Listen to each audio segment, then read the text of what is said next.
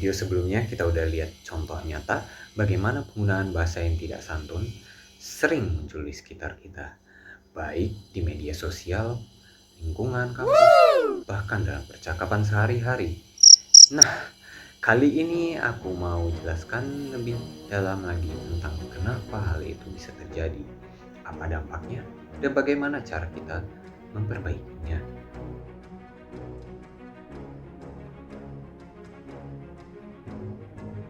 Jadi begini, bahasa Indonesia itu sebenarnya punya nilai yang sangat penting.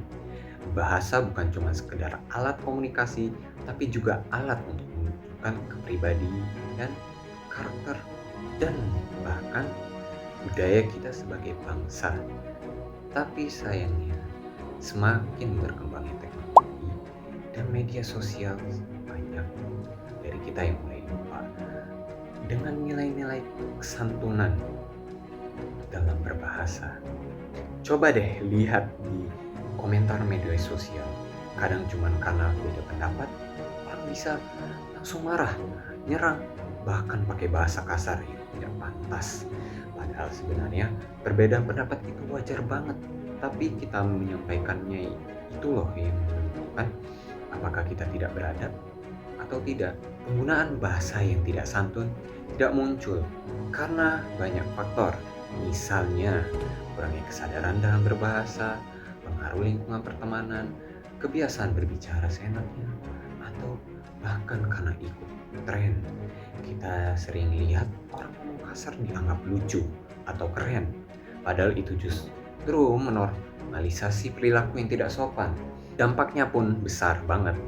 Bahasa yang tidak santun bisa menimbulkan konflik, salah paham, bahkan membuat orang lain merasa tidak dihargai. Di dunia maya, hal ini bisa memicu cyberbullying yang ujung-ujungnya bisa melukai perasaan atau mental seseorang. Nah, makanya penting buat kita untuk sadar dan peka terhadap bahasa yang kita gunakan.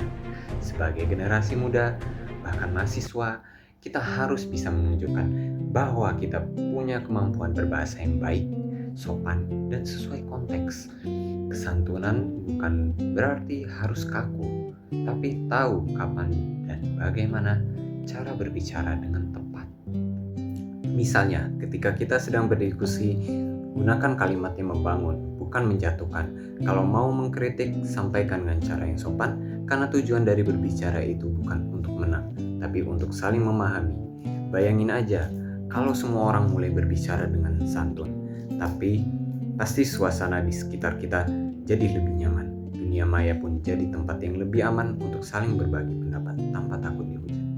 Saya sendiri belajar banyak dari tema ini. Ternyata kesantunan berbahasa itu bukan cuma soal aturan tata bahasa, tapi juga soal empati dan rasa hormat terhadap orang lain.